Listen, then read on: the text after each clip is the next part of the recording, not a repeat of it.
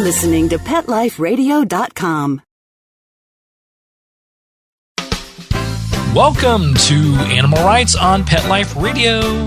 This is your host, Tim Link, and I thank you so much for joining us today. We've got another wonderful guest coming on. We're going to be talking to writer and author of numerous memoirs, Wade Rouse. Wade's going to be here talking to us about his latest book, I'm Not the Biggest Bitch in This Relationship. So got to ask him about that title, because if that doesn't catch your eye, nothing will. So we're looking forward to talking to Wade about the book, as well as talking to him about some of the other memoirs that he's written. Definitely a fantastic, very humorous book, so we're looking forward to that. Before we get started, we'll take a little commercial break, allow our sponsors to tell us all the latest, greatest things that are happening, but we're going to come right back with Wade Rouse. You're listening to Animal Rights on Pet Life Radio. Sit. Stay. We'll be right back after a short pause. Well, 4 to be exact.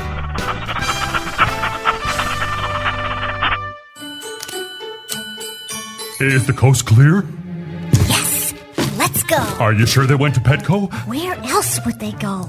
Oopsie. Hey, calm down. I smell presents. Go to PetLifeRadio.com/Petco and get up to 40% off hundreds of holiday items at Petco. PetLifeRadio.com/Petco. Uh-oh, step on it. Okay. Oh, not on my tail. Petco, where the pets go. Dyson. The new Dyson Animal Vacs are powerful bagless upright vacuums for homes with pets. Air muscle and radio root cyclone technology generates the strongest suction power to powerfully remove dust, dirt, and pet hair from the home or car. To order your Dyson Animal Vac, go to PetLifeRadio.com/Dyson. PetLifeRadio.com/Dyson to order your Dyson Animal Vac today. Dyson, music to your ears. Coast to coast and around the world, it's All Behave with Arden Moore. Find out why cats and dogs do the things they do, and get the latest buzz from wagging tongues and tails in Rin Tin Tinseltown. From famous pet experts and best-selling authors to television and movie stars, you'll get great tail-wagging pet tips and have a fur-flying fun time. All Behave with America's pet edutainer, Arden Moore. Every week on demand. This is the place for a special paparazzi treat. Only on PetLifeRadio.com. Let's talk pets on PetLifeRadio.com. Welcome back to Animal Rights on Pet Life Radio. This is your host, Tim Link, and joining me now is author and humorist Wade Rouse. And Wade's here to talk to us about his latest book, I'm Not the Biggest Bitch in This Relationship. Wade, welcome to Animal Rights on Pet Life Radio. Thanks for having me. Best title ever, right? It is the best title, so we're going to just jump right on that, because this, like I said, if this doesn't catch your attention to pull it off the shelf and find out what the heck is he talking about, nothing will. So tell us how that title came about. Quite literally, I had a 14-year-old rescue dog, and this is a humorous anthology with great short stories about people's dogs, and mostly rescue dogs. And the reality was that I had our dog Marge, who passed away in April, and she was able to get out of any crate or kennel whatsoever, any locked door. She was like a doggy MacGyver. And I looked down at her once after she had escaped, and I told her that, I'm not the biggest bitch in this relationship. And I'm like, one day that title will stick. And finally I found a place to use it. So she gave you the stamp of approval. She may have even telepathically projected that to you. You just never know. I think she probably did, yeah. It's amazing. And that's, really the title, I think, sums up the entire book, which is, I really wanted to bring out kind of the funnier side of all the pets, the dogs that we love, rather than more of the Marley and me sadness. Mm-hmm. And so I wanted to really highlight kind of the neurotic but beautiful relationships that we all share with our pets. And, this book really does that. It does. And, one of the things I loved about the book is it's not a one-upmanship, but, you have numerous contributors to the book, and we'll talk about that in a moment. But each one has their own unique story. So, you tell yours about Marge, and it's like, oh, that's fantastic. Let me tell you about mine. You think yours is crazy. Let's tell you about the crazy thing that my dog does, or whatever's happened. And that's true. One thing I love, I've been doing events for the book for the past 3 weeks or so, and have been lucky enough to get all around the country, from New York to Chicago to Milwaukee. And people do just that. They have one story that's better than the ones that we often tell. And I love hearing those. I love people sharing those stories, because that's what I wanted. I wanted all that secret stuff that happens in the house or the car to come into light, so that we all know that we're not, totally insane, that people share our insanity. Exactly right. And when we're dealing with animals in general, every day it's something new and exciting to them. And if we just reflect on it, we get something new and exciting out of it as well. And it's usually very, very humorous when you look at it. That's exactly right. I mean, it's interesting because, these books really capture, or the stories in this book really capture a lot of those, kind of minor moments in life that are really so touching with our pets. Like, sharing a, bed space, battling for bed space with your dog, or, as I write in my essay, just kind of inventing this language and voice to speak to your dog.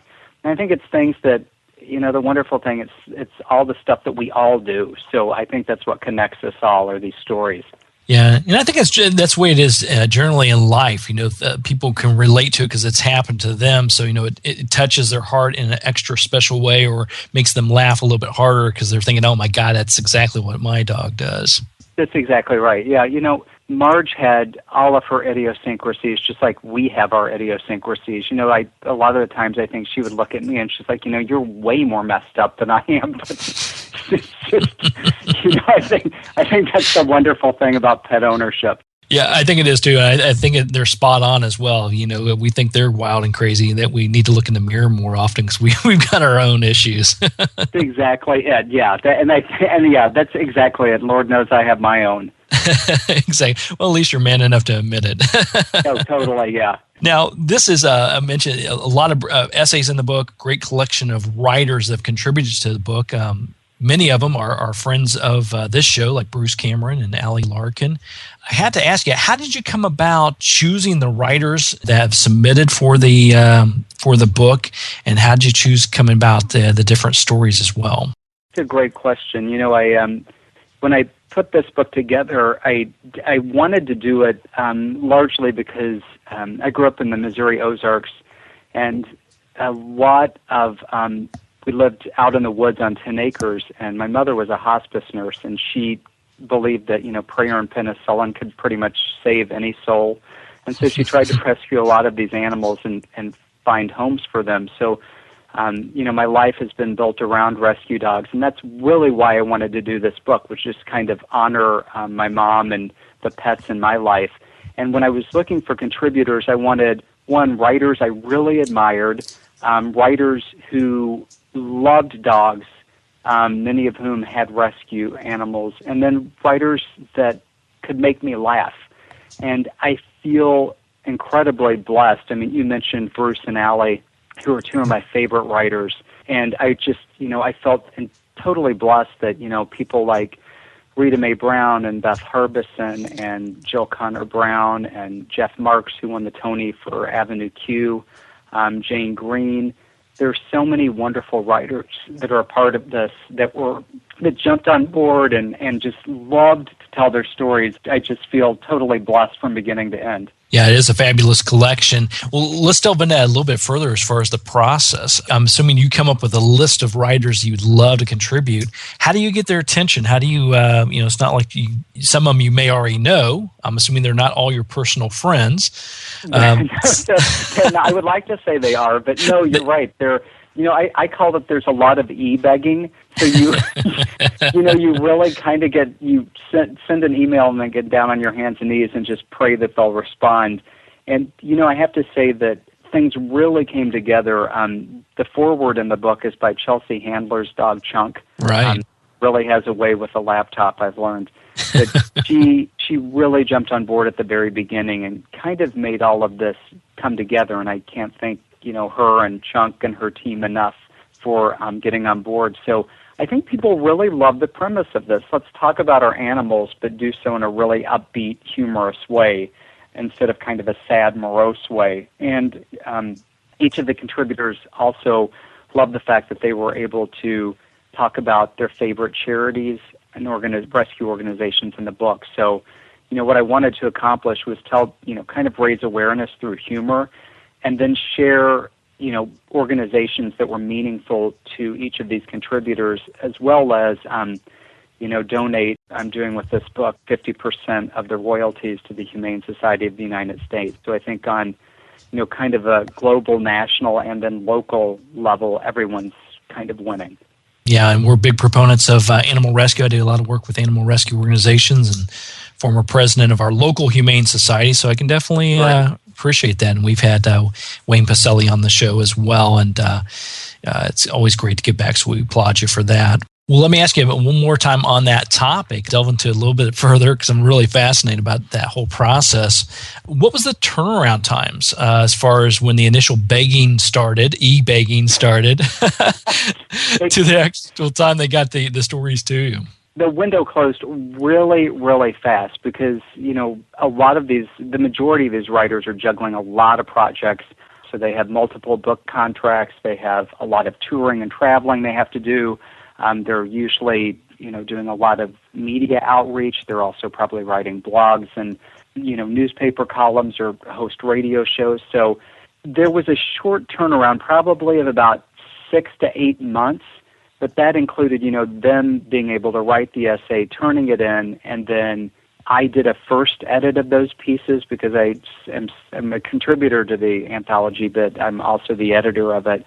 And then my editor at Penguin, who's just wonderful, a huge dog lover, then saw the essays. I kind of put them into an order, and she went through them as well.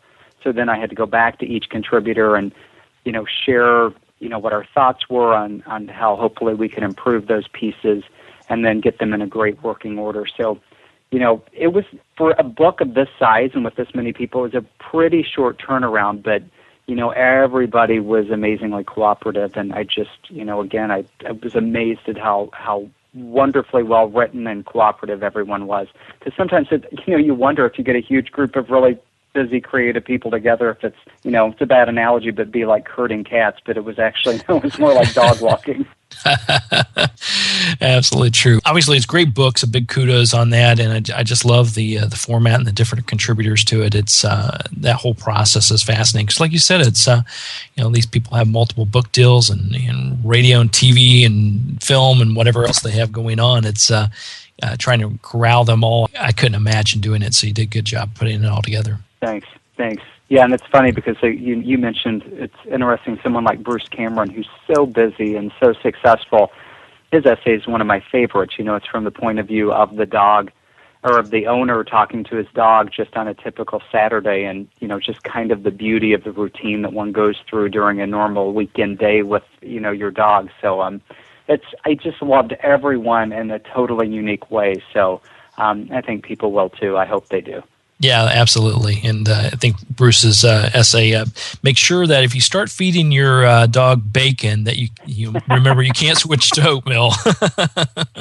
Yeah, the dog. And I love the way he captured that. That's true. The dog always looks like it's eating, like it's skinning a tomato. If you give it something that it despises, it's like it can just wolf everything down and then all of a sudden come to a complete stop and is like, what the heck is this? and oatmeal is no dog's favorite. Just I don't think it's too many people's favorite either. No, it's usually the grilled vegetables on the plate get eaten last by us humans. That's exactly right, yeah. And I try a lot of like carrots, but my dogs have always loved carrots, so that I know at least they're getting some health in there too. Yeah, that's a great, the small baby wash carrots. My dog, we have a Schnauzer, and he just loves those. That's his little treat. It's like a win-win, isn't it? I don't know why dogs love carrots, but I'm like, go for it, more so than I. Yeah, absolutely, especially cooked carrots. I don't want any part of that. No, I'm out. It's like that with the cooked peas. Ever since I was little in a cafeteria, I can't do that at all. No, sorry.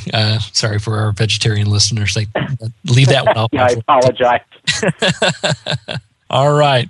Well, Wade, we're going to take a quick commercial break, but we're going to come right back and continue our conversations with Wade Roush. Talk to him about his book, I'm Not the Biggest Bitch in This Relationship. So we're excited about that. So everybody stay tuned. We're going to come right back. You're listening to Animal Rights on Pet Life Radio. Sit. Stay. We'll be right back after a short pause. Well, 4 to be exact.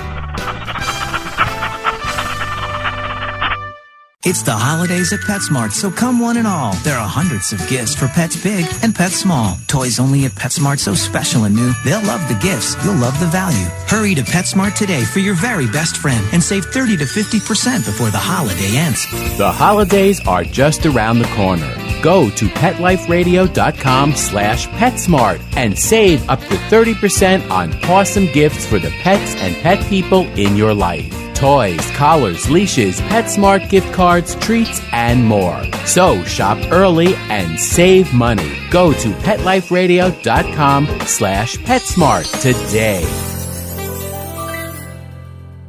Love your pets but wish their medications were a lot less expensive? They are at 1-800-PET-MEDS. You'll not only save on flea and heartworm medications, but on prescriptions for arthritis, incontinence, thyroid, and more. And you get fast service, free shipping, and a 100% satisfaction guarantee. Plus, our licensed pharmacists ensure accuracy, monitor drug interaction, and more. See why over 5 million people have trusted their pet's health to 1-800-PET-MEDS, America's largest pet pharmacy. Call now or order online. Go to PetMeds.com/lucky, LUCKY, to get 10% off any order and free shipping on orders of $39 or more at PetMeds.com. I don't make any decisions about who to hire without going to Angie's List first. You'll find reviews on home repair to healthcare, written by people just like you. With Angie's List, I know who to call, and I know the results will be fantastic. Angie's List, who you can trust. Go to Angie'sList.com/rights and get 25% off any subscription. That's Angie'sList.com/rights, WRITES. Let's talk pets. Let's talk pets On Pet Life Radio. Pet Life Radio. PetLifeRadio.com. Welcome back. Welcome back to Animal Rights on Pet Life Radio. This is your host, Tim Link, and we're here with Wade Roush. Talk to him about his latest book, I'm Not the Biggest Bitch in This Relationship. Now, Wade, I always ask the authors a little bit about the book, but then I follow it up with one quick question. And if all the things that are inside the book and all the stories are inside the book, is there one particular piece when editing the book or writing your own essay that you came away with that you got a real aha moment about, or something that you learned the most from putting all this together?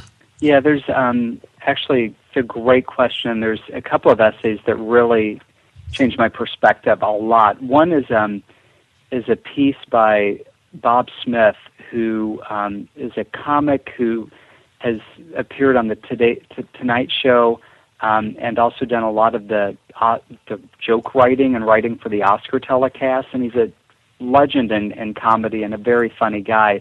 But he wrote a really sweet piece about battling Lou Gehrig's disease and rescuing a dog that really had a lot of fright of loud noises, and he lives in New York City. And it's an essay just about taking his dog for a walk and the importance that it has on so many levels for both of them as they try and kind of get through every day. And it just made me incredibly thankful for, my health, and I think what dogs provide us, just that amazing unconditional love and loyalty. And that was an essay when I first read it that really kind of, shook me to my core, and I just think it's a beautiful piece. And I love there's an author in the book, Jill Connor Brown, who wrote the conclusion, and she's known as the Sweet Potato Queen. She's a huge Southern author with a massive worldwide following. She actually has Sweet Potato Queen chapters all around the world. And she wrote a piece about rescuing a dog in the middle of a highway that was hit and taking it home, and the funny stories of her husband's reaction to accepting another dog into their life. And then the story of how when she was able to finally take it to her vet, there was a dog that had gotten loose because its mother had gotten ill and been sent to the Mayo Clinic for cancer treatment. And the dog had tried to escape to find her, and the woman recovered and the dog was finally reunited because Jill had saved it. And it's this beautiful kind of 360 story of, the impact of what we can do if we just stop to help an animal that's in need. And it's a really wonderful story and I think an incredible conclusion. And I have to say I love Chunk Handler's essay that starts the book. It's a little edgy, it's a little dirty, but that's him and that's Chelsea, and I think it really kind of sums up the humor in the book as well. So, top to bottom, I think they're all amazing. Yeah, they are. They're all very unique, different angles, different ways of writing. I love that, and obviously having Chunk and Chelsea involved in it is a good choice as well. It was, yeah, and she was very kind. She gave it a huge shout out on her show a couple of weeks ago. So we were really thankful and pleased she did that. So. It's great to have them as part of the book too. Yeah, great job on that. So from the reader standpoint, is there a takeaway that you'd like the readers to walk away with after reading the book? Yeah, I want that.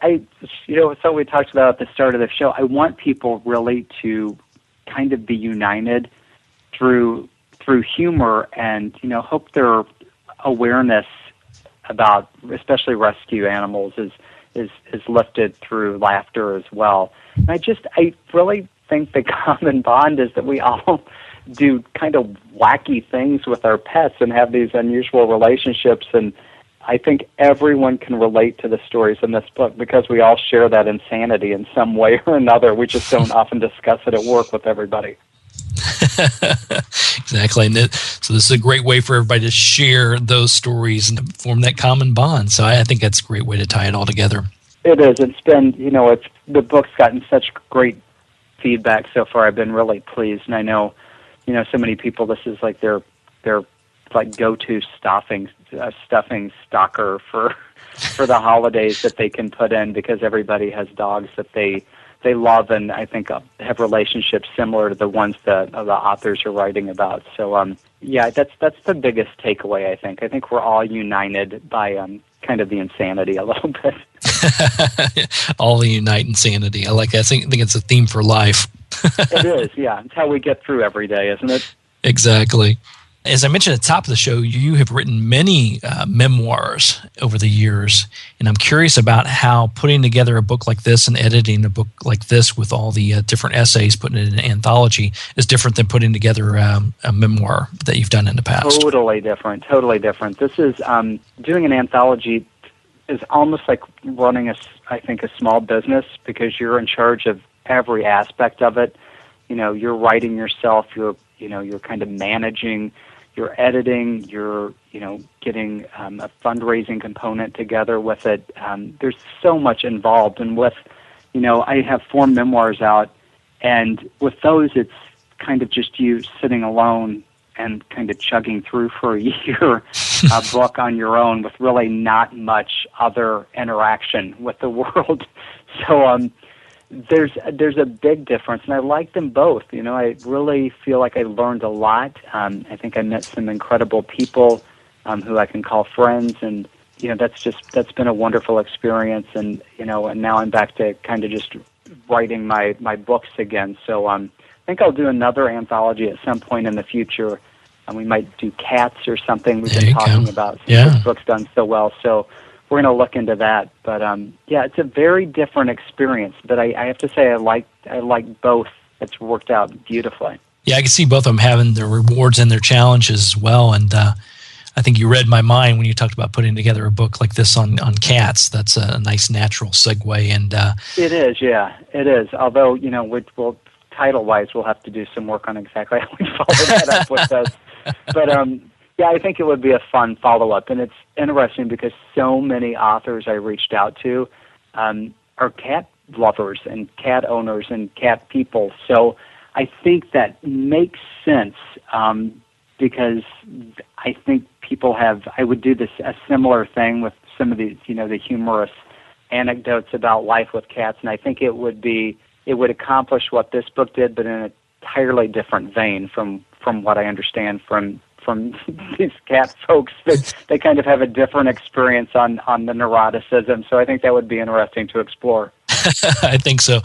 I write about cats and dogs and all kinds of different animals. And, of course, we have our Schnauzer, our boy Buzz, with us inside the house. But I've got 10 feral or semi-feral cats that we've rescued and gotten spayed or neutered. And now we take care of them outside. And believe me, when Buzz goes out for his evening time outside and we've got the 10 cats out there, it's me playing Wild Bill Hickok trying to corral everybody together. See, that's interesting because that's exactly what my mom and dad did where we lived. My father still looks after, I think he's got 6 or 8 as he calls them, semi-feral cats, 2 of whom have made it inside and are much more domesticated, but the other 6 are right there kind of all around the perimeter of the house at all times, and that's exactly what they did. And they've taken each one in and able to corral them and get their shots and either be spayed or neutered and then brought back. And it's just been they are incredibly loyal pets to them. So it's interesting. My dad has a whole slew of other stories regarding those animals. So I think it would be interesting to do. So good for you. Yeah, absolutely. Well, we definitely help out where we can. We love the animals, and so that's great. And you've got just so many opportunities for books. Right there, it just tweaked my mind a little bit about writing a book from your dad's perspective. I think so too. Yeah, I think it would be interesting. And in fact, I'm going down to see him tomorrow. Actually, in the Ozarks. I live in Michigan right now, so we're going to go down and. So I'll be surrounded by animals when I'm down there, but it'll be fun. I'm looking forward to it. I think he likes getting a couple hours break anyway from the feeding and everything. So you can help him out. Yeah, definitely. All right, Wade. Well, we're getting ready to come to the end of the show, but tell everybody where they can find out more about you and the book and what's going on. They can find out more about the book and me at my website, which is Wade Rouse, WadeRouse.com. And this anthology is everywhere right now, either at your favorite indie bookstore or Barnes & Noble, Amazon. It's in a larger Costco, and it's currently at Target right now as well. So I think it's readily available if just go out and pick up a copy or 2 for the holidays and for yourself, and be on the lookout because I've got a couple more books coming out in the next year or so. So very exciting. Yeah, well, keep us posted on what's going on. Of course, we'll follow you on your website, WadeRouse.com. And everybody pick up a copy of the book. It's a fantastic book. It's called I'm Not the Biggest Bitch in This Relationship by Wade Rouse. So we appreciate you coming on board today, and we look forward to speaking with you somewhere down the road. Thanks. I appreciate it. All right. Well, we're coming to the end of the show today. So I'd like to thank everyone for listening to Animal Rights on Pet Life Radio. Once again, we were talking to Wade Rouse. Pick up a copy of the book, I'm Not the Biggest Bitch in This Relationship. It's fun. It's humorous. It's a great little anthology. So thanks to Wade for being on the show today. And I want to thank our sponsors and producers for putting on such a fabulous show and making this all possible. To find out more about me, Tim Link, and other guests I've interviewed on the Animal Rights Show and the stories in my blog, you can find it all on Pet Life Radio. Just go to PetLifeRadio.com, click on the Animal Rights tab, and download some of the other interviews, download this interview, and read some of the blogs while you're there. And while you're at it, be sure to check out all the other hosts and shows on Pet Life Radio. If you have any questions, comments, or ideas for the show, you can email me at tim@PetLifeRadio.com. That's tim@PetLifeRadio.com. And I will do my very best to answer all your questions, entertain all your comments, and get the people you want to hear from the most on the show. So until next time, write a great story about the animals in your life, share it in a blog, article, or in a book, and who knows, you may be the next guest on Animal Rights on Pet Life Radio. Thanks for joining. Let's Talk Pets, every week on demand, only on PetLifeRadio.com.